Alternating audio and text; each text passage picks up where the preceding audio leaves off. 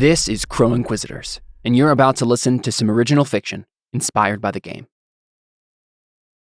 Cracks in the Timber. Cantarius Tasiki ran his fingers down the smooth wood of the staff, wondering for the 1,000th time why there were no blemishes. Knowing what this was, where it had come from, and what it meant, he knew that there should be flaws. Nothing as evil as this staff could be so spotless. It wasn't right, and Cantarius hated when something wasn't right. He closed his eyes, though his view didn't exactly change. Being blind may have shifted the way he interacted with the world, but there were some things that were so ingrained into a person that even blindness didn't strike them from the record. And Cantarius had always closed his eyes when he was concentrating. That was just who he was. It calmed him, helped him gather his nerves for the task ahead. And what was the task ahead? He wasn't sure of many things in his life, such as whether or not he was a good person, or if his son was too far gone to travel back on the path to redemption. But he was sure of one thing. His purpose in life was to find a way to break this staff, to destroy it, utterly, and thus maybe do right by his son for the first time. Cantarius brought as much of his will to bear as he could while he meditated, drowning out the sounds of the busy worksite around him. The noise of men working, chatting, tools pounding and sawing and setting. He let them all disappear into the void, and then tried to focus his thoughts on figuring out a new way to destroy the item he held in his hands. He had tried breaking it with hammers, chopping it with axes, smashing it against stones, snapping it through pure might, and thousands of other methods. Nothing had worked. While the staff seemed to be simple wood, Cantarius had enough of a craftsman's eye to see that it was anything but. That and the fact that simple wood would have been destroyed 100 times over by the methods he had tried. Was there something else? Something he hadn't thought through? A way to do what he had never been able to? Cantarius, for the briefest moment, thought he saw something. A figure, a person, though he couldn't tell much about them. It seemed almost like a premonition, a vision from beyond to finally give him the answer he needed. He reached for it with his mind, stretching himself out over what seemed to him a vast expanse. He almost had it, almost knew. A man cleared his throat from beside him, and Cantarius blinked, startled. The vision faded as his sightless eyes revealed to him yet again that he could in fact see nothing at all, none in this world or the next. He sighed and put a hand to his temple, attempting to rub away a sudden headache. "Cantarius?" someone said from beside him. "Excuse me, Mr. Tasiki." It was Mardius, one of the stewards from House Bray. The man had a meticulous, mechanical voice, almost as if he was a clock, and the syllables he uttered could only be forced out on a ticking of the second hand. Cantarius had worked on a few clocks before. Fascinating contraptions. Cantarius sighed again and got to his feet, leaning against the staff as if the weight of the entire world were on his shoulders. Most days it felt like it was. "What is it, Mardius?" he said in a quiet voice, not looking in the man's direction. Yes," the man said, sniffing. "I need you for something. You're not taking a break, are you? I don't think you have a break for several hours yet." "Just clearing my head, Mardius. It's been a long day already." "That it has, and still more to go yet if we want to finish the project in time." Mardius cleared his throat again. "This way, Mr. Tasiki, if you would." Cantarius nodded, though it always felt strange when he did that, since he was never sure anyone could see it. Mardius apparently did, and walked off towards the other side of the worksite, scribbling on a piece of parchment. Cantarius followed. While Cantarius didn't see like others did, he could still navigate the world around him, sometimes better than his peers. He had heard members of the university refer to it as the 9 disciplines, what he did. Channels through which energy could flow to create wondrous effects, such as the way his sense of hearing could now substitute for his sense of sight. He saw the world in vibrations and echoes now, each shape outlined by the sounds that bounced off of them and back to him. It was almost second nature for him now to use the sensory discipline to view the world this way, but every once in a while he was reminded of something he had lost. It had been long enough since he had seen color, for example, that his memory of it was faded and broken, like an ancient statue's brilliance worn away by time.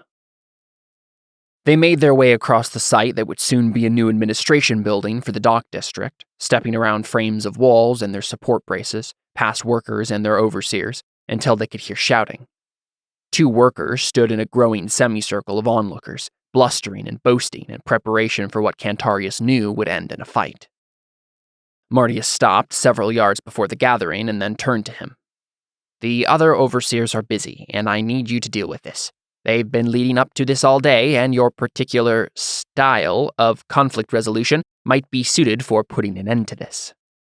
The man sniffed again and nodded curtly to him before leaving, still scribbling something down and muttering briefly. Cantarius thought about using the sensory discipline to hear what the man was saying to himself, but decided it wasn't worth his time. Mardius was an odd one already, on top of having been surrounded by nobility his entire life, and typically Cantarius couldn't make sense of any of the things the man said. Cantarius turned to the 2 blustering workers and tried to figure out who they were. One was new, and though Cantarius could recognize the voice and accent, he hadn't gotten the man's name yet. A Taconi immigrant worker from one of the outer islands, he thought. The other man was a hothead that Cantarius had had to deal with several times in the past, Temith Cav. Passionate, reckless, foolish, the man was a drunkard, and had gotten very close to the edge of grounds for which Cantarius could dismiss him entirely. The young man knew how to dance on that line, however, and was always testing Cantarius' authority as a taskmaster and overseer of the project here, without ever overtly being insubordinate. If he remembered correctly, Temith had been in the army at one point, but had found his way here after some minor infraction had gotten him dismissed. "I always get the dregs of the teacup, don't I?" he thought to himself, as he dropped his staff to the ground and rolled up his sleeves. Oh well, time to, as Mardius had put it, use his particular style of conflict resolution and put an end to this. Cantarius strolled forward, and the crowd parted for him almost instinctively. He began to catch the particulars of the conversation as he turned his hearing towards the 2 men. "I have done nothing to you," the Taconi man said in his thick accent, sounding as confused as he was angry. "Why do you treat me like this?" "Treat you like what, Oni? I ain't treating you any differently than I would treat any man. I asked you a simple question. Can you pitch in for drinks tonight or not?" Cantarius frowned as he stepped up to the edge of the crowd. Oni was a slur, a bastardization of the Taconi word for people that came out more like ogre or monster instead. He felt like he should step forward now and stop this before it went any farther, but something prevented him. A familiar feeling of unease, the unease that comes from not knowing what was right. In Taconi culture, it was often insulting to break up a confrontation like this one, since it would make the one being rescued look weak by comparison. He wasn't entirely sure if this was that sort of situation or not, and it had been a long time since his father had walked him through the ritual etiquette of his people. Cantarius gritted his teeth. He did not want to dishonor this man, but this was also a situation that needed to be dealt with. His hesitation passed into seconds, and the Taconi immigrant responded to Temith. "I have already told you, I do not desire to join you or your friends for drinks. Why will you not accept that answer?" Temith sighed a dramatically forlorn sigh. "See, that's just not how it works around here. You're new, so I get it. You don't understand the rules. But fresh blood always pays for drinks. That's how us Serrano do things here. I do not mean to insult your cultural traditions, but..." Temith barked out a laugh. "Cultural traditions? Why do you try to use words like those if you can barely pronounce anything in Garrick? Do you think you're better than us? First beer ain't good enough for you, and now normal speaking ain't either? I have no desire to disrespect." "Disrespect?" Temith said. "You've done far more than disrespect us, foreigner, by coming here. No one wants Oni like you roaming around our cities, stealing our work, forming gangs." "That is quite enough," Cantarius growled softly from where he stood. Both Temith and the Taconi man seemed to turn to him, though the discipline was far more indistinct with soft bodies than it was with hard lines and solid objects. "You can step away now, both of you." Cantarius had seen this sort of behavior before, and it was never good. Teco and Saran had a long and sordid history, and often years of peaceful trade did nothing to erase the bloody wars that interrupted them, or the hatred that they left behind. Temith was going to provoke the other worker into making a move first, to justify whatever he wanted to do to the Taconi man. and any of the city guard who saw the situation, as well as most of the overseers on the site, would by default side with Cav. Well, not Cantarius, and he wouldn't let it get that far anyway. He owed his father too much for that. Temeth grunted. Cantarius, nice of you to show up. Here to defend your kin? He is not, the Tacony worker began, but Temeth cut him off. Oh, he doesn't look it, but the man's got Tacony blood in him. His father was an ambassador after all, before the demons got him. Ain't that right, Cantarius? Cantarius glared, though probably not quite in the direction he hoped. Cantarius hadn't spoken much with the workers in the past few months, but apparently some rumors hadn't died like he'd hoped. You're done here, Cav, Cantarius said, his voice still soft, but no less authoritative. Get back to work. Oh, I ain't done yet, sir. Not by a long shot. I haven't made sure to warn my friend here about staying away from the women in Lucerta. Not that it ever stops you, Oni. Raping other men's wives comes naturally to you. I am a servant of the monk, tasked with peace. I will control my own emotions at all times, the Tacony man began to recite, though his voice seemed strained. Cantarius started out into the circle and straight towards Cav, seeing what was coming, but the man wasn't finished yet. Listen, friend, if you're not going to come along for drinks, at least send your wife. I hear that Tacony women, though they seem prudish on the outside, are much more wild once they put a few drinks back. I'm sure the men would love to give her a nice... Cantarius was too late.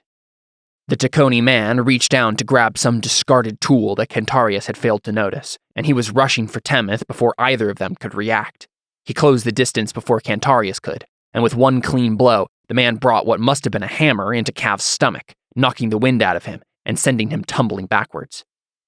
The Tacony then followed with his left hand, snapping it towards Cav's chest. Cantarius heard ribs crack as Temeth crashed to the ground, groaning and spitting up what was probably blood. Cantarius grabbed the Tacony man, growling with anger, mostly at himself, and then slapped the hammer out of the man's hand before kicking him in the stomach and shoving to knock the worker to the same dirt that Temeth occupied. I said, Cantarius bellowed, that was enough! No one moved for a moment, and even the noise of the work site seemed to quiet as everyone within 100 yards was startled by Cantarius's booming voice. Then Temeth groaned again, and Cantarius turned to him. What were you thinking? Cantarius said, his tone hostile. What was I thinking? He attacked me! Because you provoked him, Temeth, Cantarius barked. You knew exactly what you were doing, and I want to know why. Temeth sputtered indignantly for a moment, and Cantarius heard the Tacony man groan softly and right himself into a sitting position. Are you all right? Cantarius asked. The man did not respond, except to begin to recite once more the mantra of the monk, one of the Tacony stewards. Cantarius heard footsteps approaching, and he channeled the sensory discipline to determine who it was. Someone nearby whispered the name Mardius, and after a moment of fine-tuning, Cantarius confirmed that it was indeed the house steward. He recognized the man's breathing. The steward was watching him, waiting to see how he was going to handle this escalation. Cantarius felt the pressure once more, the mix of guilt, shame, and hesitation he felt whenever he had to make a decision like this. A long time ago, back when things seemed right with the world, he had believed that he could determine good from evil easily, that things like this were obvious. But then his world had changed forever, and his naivete had become as clear to him as his choices had once been. Things were never easy, and decisions had consequences. Whatever he did here, it would either damn him or save him. Cantarius took a deep breath and looked at Temeth. You were dismissed, he said, projecting a confidence he did not feel. Leave. You have directly disobeyed an order from your superior, and you have forfeited your right to be here, along with your last week's pay. I don't want to see you again. Temeth said nothing, frozen, before he opened his mouth briefly, though no sound escaped. Then he stopped himself, swore under his breath, coughed, got to his feet, and left, groaning and clutching his broken rib. Cantarius turned to the fallen Tacony man, offering him a hand. The man didn't receive it for a long moment, and Cantarius began to think that he was not facing the man directly enough before he finally took the hand and Cantarius lifted him to his feet. The monk is not ashamed of you, Cantarius said, though he honestly didn't know if it was true. Another decision that could damn him. The man didn't respond, and eventually walked away as he began to recite the monk's mantra again. The crowd was still staring at him, and so Cantarius barked a simple command. "Back to work!" The gathered workers started, and then hurried to recover their tools and go back to their respective jobs. Cantarius felt Marnius's gaze on him, and so he turned to the man and tried to meet that gaze as best he could with sightless eyes. The house steward was silent, and soon walked away himself, leaving Cantarius alone among the skeleton of wooden timbers. He stood there, replaying the situation in his mind to decipher if he had made the right decision. He came up with no answer. He noticed his staff was still lying on the ground where he had left it, and so he stepped over and recovered the item, instinctively running his fingers along the length of wood. Then he gripped it tightly, knuckles going white, suddenly terribly angry. He took up the staff and slammed it against one of the support braces in frustration.